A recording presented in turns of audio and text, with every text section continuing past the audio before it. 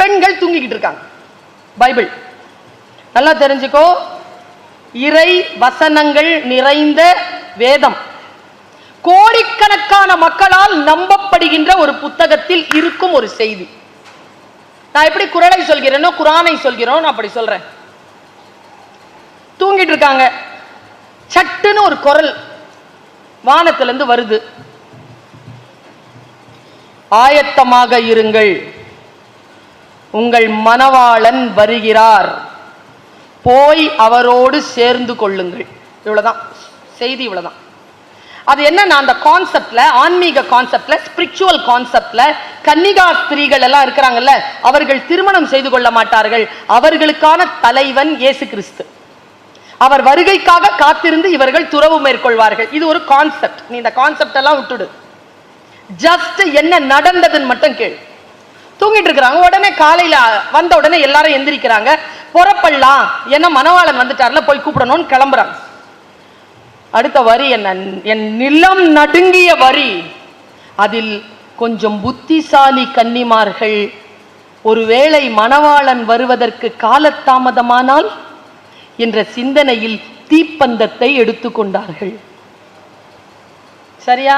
காலையில தான் வர்றார், வர்றதுக்கு லேட் ஆச்சுன்னா, இருட்டாயிடுச்சுன்னா தீப்பந்தத்தை எடுத்துக்கொண்டார்கள்.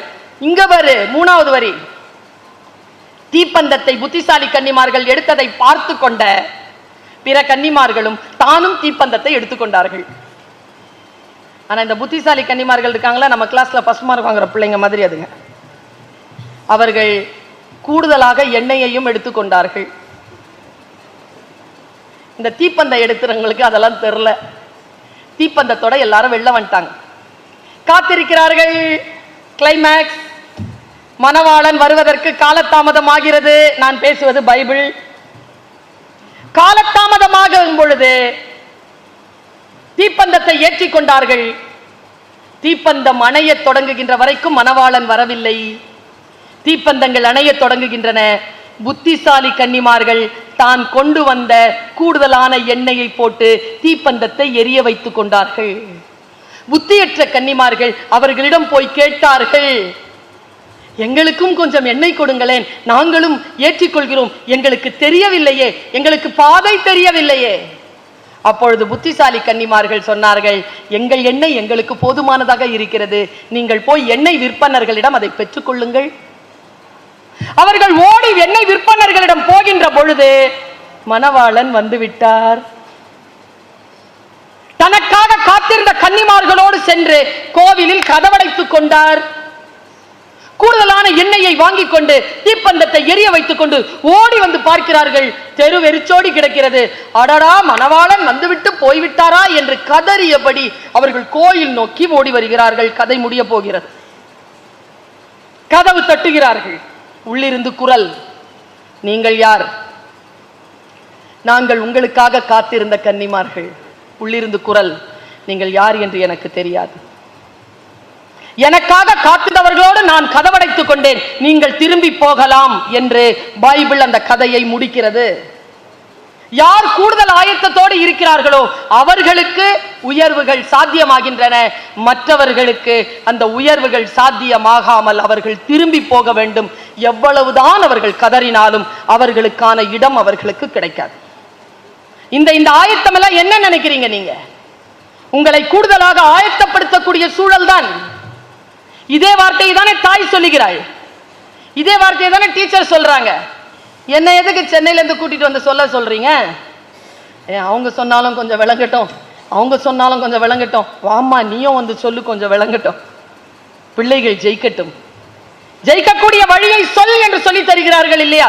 இன்னும் ஒரு விஷயத்தை சொல்லிட்டு போறேன்.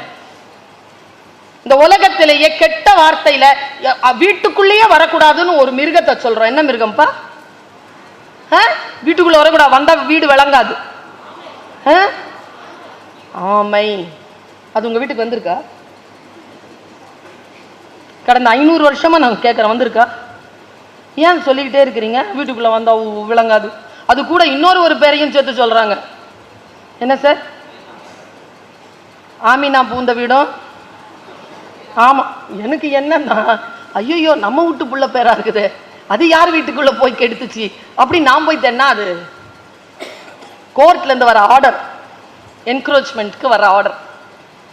அவங்களுக்கு ஆமினான்னு பேர் வச்சிருக்காங்க. நான் ஒன்று சொல்றேன், எந்த சொல்லையும் என் குழந்தைகளை பார்த்து மிரளவே மிரளாது. அப்பன் தோண்டிய கிணறு என்பதற்காக உப்பு தண்ணீரை குடிக்காது. நின்னு யோசி, நின்னு நிதானமா யோசி. ஆமையை பத்தி இவ்வளவு சொல்றாங்கல்ல அவங்க. நான் ஹாங்காங் போயிட்டு மக்காவு போனேன். மக்காவுங்கிறது அந்த பக்கத்திலேயே இருக்கிற ஒரு கிராமம். அது கேசினோ, அது சூதாட்டத்துக்கு ரொம்ப பேர் போன ஒரு கிராமம். சைனா. என்கிட்ட வீசா இருந்ததுன்னு ஒரு நாள் எனக்கு கேப் இருந்தது. நான் டூருக்காக உள்ள போயிட்டு வந்தேன். அவங்க வீட்டு வாசல்ல சின்ன சின்னதா ஆமை வச்சிருக்காங்க. வீட்டுக்கு வான்னு கூப்பிடுறாங்க ஆமைய. நம்ம வீட்டுக்கு வரக்கூடாது வரக்கூடாதுங்கிறோம். எனக்கு எப்பவுமே ஒரு கேள்வி உண்டு. பாம்பை சில பேர் சாமிங்கிறாங்க, சில பேர் சாத்தான்ங்கிறாங்க. இந்த பாம்புக்கு இந்த ரெண்டு மேட்டரும் தெரியுமான்னு தெரியாது எனக்கு. இல்ல இப்படி யோசியேன், மாத்தி. எப்பவுமே கிளாஸ் நடக்குதா, மாத்தி யோசியேன். சட்டுன்னு எழுந்திருச்சு கேட்காத, உள்ள போட்டு ப்ராசஸ் பண்ணு. எனக்கு தெரிஞ்சு கல்வி என்பது பதில் சொல்வதல்ல, கேள்வி கேட்பதுதான். முட்டாள்தனமான கேள்வி அல்ல, பதிலை தேடிய தாகத்துடனான கேள்வி. ஆப்பிள் விழுதுப்பா, இன்ஃபர்மேஷன். ஏன் விழுது? எஜுகேஷன். இதான் education. Gravity, knowledge. Information, education, knowledge. மேலிருந்து கீழே விழற எல்லாம் ஏன் விழுதுனா, கீழே இருந்து மேல போற எல்லாம் மேல இருந்து கீழே தான் வரும். விஸ்டம். கிராம்பெல்லை பற்றி படிச்சு பார். கிராம்பெல் உன் வயதை விட பாதி வயதில் இருந்த பொழுது அவன் வீட்டில் அவன் அம்மா கோதுமை பயிர்களை கொண்டு வந்து வீட்டில் வைத்திருந்த பொழுது அந்த கோதுமையில் ஒரு கோதுமை மட்டும் எடுத்துக்கொண்டு போய் மண்ணடியில் புதைத்து தண்ணீர் ஊற்றி காது வைத்து கேட்டானாம். அவன் டைரியில் குறிப்பு. 3 மாசம் கேட்டுக்கிட்டே இருந்திருக்கான். செடி வளர்ந்துருச்சு.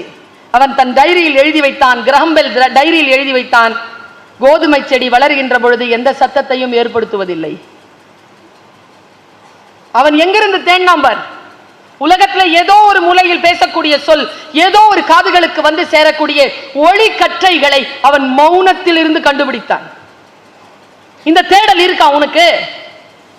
15 வயசு ஆயிடுச்சு இல்ல? ஓடிப்போ ஓடிப்போ கெண்டை குஞ்சே, கரை ஓரத்தில் மேயாதே கெண்டை குஞ்சே, தூண்டில் காரன் வரும் நேரமாச்சு, ரொம்ப துள்ளி குதிக்காதே கெண்டை குஞ்சே. 15 வயதில் பட்டுக்கோட்டை கல்யாண சுந்தரம் எழுதிய முதல் பாட்டு. அங்கிருந்தே தெரிஞ்சது அவன் கம்யூனிசவாதின்னு. எங்க இருந்து தொடங்குறோம் பாருங்க. உங்கள் வயதில் நீங்கள் தொடங்கணுமா இல்லையா? ஏன்னு கேட்கணுமா இல்லையா? வகுப்புகள் உங்களுக்கான மிகப்பெரிய கதவுகள். பாரு, ஆமையை பற்றி தெரிந்து கொண்டேன். இந்த பூலோகத்திலேயே அதிக வாழ்நாட்கள் வாழக்கூடிய ஒரே ஜீவராசி ஆமை. 600 வருஷம், 600 years. பியூட்டிஃபுல்ல. இன்னொரு விஷயம் சொன்னா ஆச்சரியப்பட்டு போவ. கடல் வாழ் மிருகங்களிலேயே பிராணிகளிலேயே அதிக கிலோமீட்டர் பயணம் செய்வது ஆமைதான்.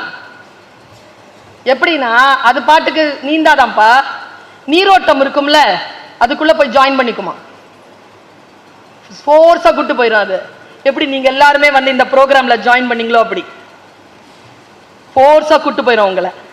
சில பிள்ளைங்க மிஸ் பண்ணியிருக்காங்க, அவங்க நீந்தி தான் வரணும், உங்களை இந்த நீரோட்டம் கூட்டிட்டு போயிடும். ஆனா ஒண்ணு, நீரோட்டம் போற வழியில போகாதாம தான் திசை மாறி அது நீரோட்டம் வேறு எங்கோ அழைத்து செல்கின்ற பொழுது நின்று அந்த நீரோட்டத்தின் வெளியில வந்து தான் எந்த திசை போக வேண்டுமோ அந்த திசையை நோக்கி காத்திருந்து வேறு நீரோட்டத்தில் தன்னை இணைத்துக் கொள்ளும் புத்திசாலி மிருகம் அது. நீங்கள் வாழ்க்கையில் எதை வேண்டுமானாலும் தேடுங்கள், உங்களுக்கான பதில் ஒன்றுதான். வாழ்க்கை ஒரு முறைதான் வரும். இந்த 15 வயது ஒரு முறைதான் வரும். அந்த வயதில் 10வது எழுதுவதற்கான வாய்ப்பு ஒரு முறைதான் வரும். மறுபடியும் எழுதுனா அது அரியர் தான். First time through it. கப்பல் கலங்கரை விளக்கத்தில் நின்று கொண்டிருக்கின்ற பொழுது சேஃப்டியா தான் இருக்கும். அதற்காக கட்டப்படுவதில்லை கப்பல். அது ஆழ்கடலை சந்தித்தாக வேண்டும். போ, தேர்வு எழுது. எனக்கு தெரிஞ்சு நீ பிறந்த நாளெல்லாம் கொண்டாடாத. இந்த உலகத்துக்கு சொல்லு ஏன் பிறந்தன்னு சொல்லி பாரு. ஹாப்பி பர்த்டே, என்ன பண்ண ஹாப்பி பர்த்டே உனக்கு சொல்லி பாரு. கலாம் பற்றி அவர்கள் சொன்னாங்கல்ல, கலாம் ஏன் உயர்ந்தவர்? எனக்கு தெரிஞ்சு கலாம் உயர்ந்தவர் ஒரே விஷயத்துக்காகத்தான். உலகமே வியந்து பார்க்கிற அக்னி பிருத்திவி எல்லா ஏவுகணைகளும் விட்டாரு, அதுக்காக இல்ல. அந்த ஏவுகணைகள் 125 சேட்டலைட்டை எடுத்துக்கிட்டு போச்சே.